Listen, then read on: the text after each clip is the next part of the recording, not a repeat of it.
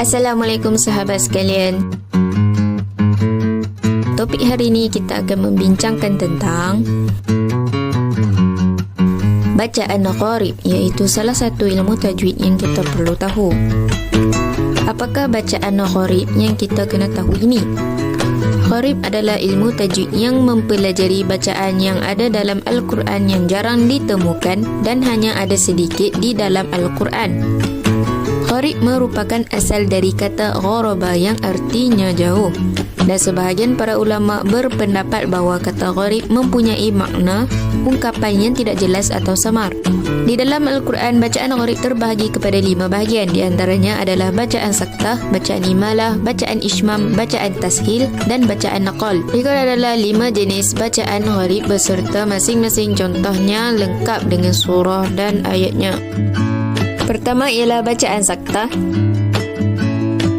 Saktah berasal dari bahasa Arab yang bererti diam atau berhenti. Juga dapat diartikan menahan. Dari segi istilah, pengertian saktah adalah berhenti sejenak tanpa bernafas sebelum membaca lafaz yang berikutnya atau menahan nafas sekitar 1 atau 2 harakat. Di dalam Al-Quran, tanda baca saktah terdapat pada bacaan yang tanda bacaan seperti saktah sin. Di dalam Al-Quran, bacaan saktah ada 4 tempat, iaitu di antaranya ialah: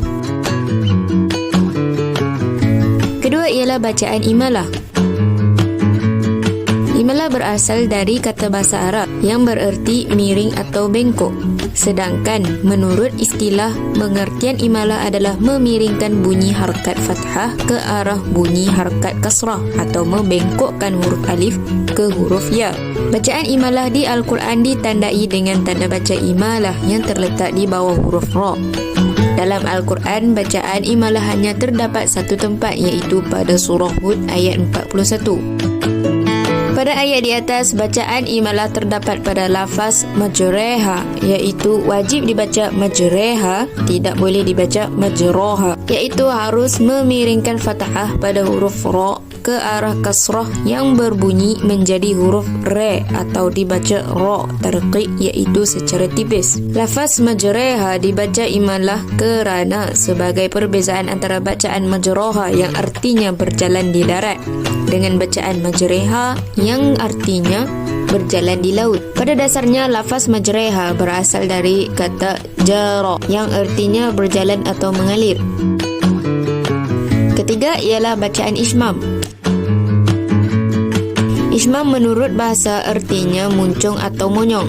Sedangkan menurut istilah, pengertian ishmam adalah menggabungkan atau mencampurkan bacaan harakat fathah dengan bacaan harakat dhammah disertai memuncungkan kedua bibir tanpa suara atau hanya sebagai isyarat. Bacaan ishmam dalam Al-Quran ditandai dengan tanda baca ishmam yang terletak di bawah lafaz seperti di bawah, yang hanya ada satu tempat, iaitu terdapat pada surah Yusuf ayat 11. Cara membaca lafaz ishmam ini pada ayat tersebut iaitu dengan menguraikan nun tasydid menjadi 2 nun. Pertama nun sukun dan yang kedua nun fathah, sehingga seperti ini tempat memuncungkan bibir iaitu pada nun sukun. Nun pertama merupakan tempat bacaan ishmam yang dibaca dengan memuncungkan kedua bibir, iaitu hanya sebagai isyarat saja dan tetap dibaca dengung idgham bi gunnah. Kemudian menarik kembali bibir yang memuncung tersebut diikuti membaca nun yang kedua.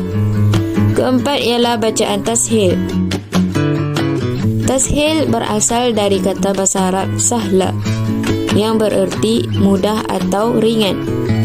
Sedangkan menurut istilah, pengertian tashil adalah meringankan 2 huruf hamzah yang berurutan menjadi 1, bertujuan untuk memudahkan dalam melafazkan bacaan tashil. Bacaan tashil dalam Al-Quran ditandai dengan tanda baca tashil yang ada tanda baca bulat di atas lafaz pada Mashaf Al-Quran Madinah. Bacaan tashil hanya ada satu tempat, iaitu pada surah Fussilat ayat 44. Pada ayat di atas, bacaan tashil terdapat pada lafaz seperti di bawah, iaitu cara membacanya dengan membunyikan di antara huruf alif dengan huruf hamzah atau samar-samar. 2 hamzah kotak pada bacaan tashil menyulitkan orang Arab dalam pelafazannya, sehingga adanya bacaan gharib tashil dapat memudahkan orang Arab membaca bacaan tashil.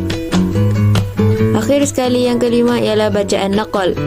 Naqal berasal dari kata naqala yang bererti memindahkan. Sedangkan menurut istilah, pengertian naqal adalah memindahkan harakat pada huruf yang hidup ke harakat huruf yang mati sebelumnya.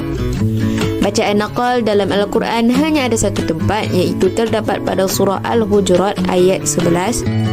Pada ayat di atas, bacaan naqal terdapat pada lafaz bi'sal ismu, iaitu cara membacanya memindahkan harakat fathah pada alif ke huruf lam sukun sehingga menjadi lafaz bi'sal ismu. Oleh itu, setakat ini sahaja perkongsian ilmu tajuk kita pada hari ini. InsyaAllah kita jumpa lagi di video yang akan datang. Assalamualaikum.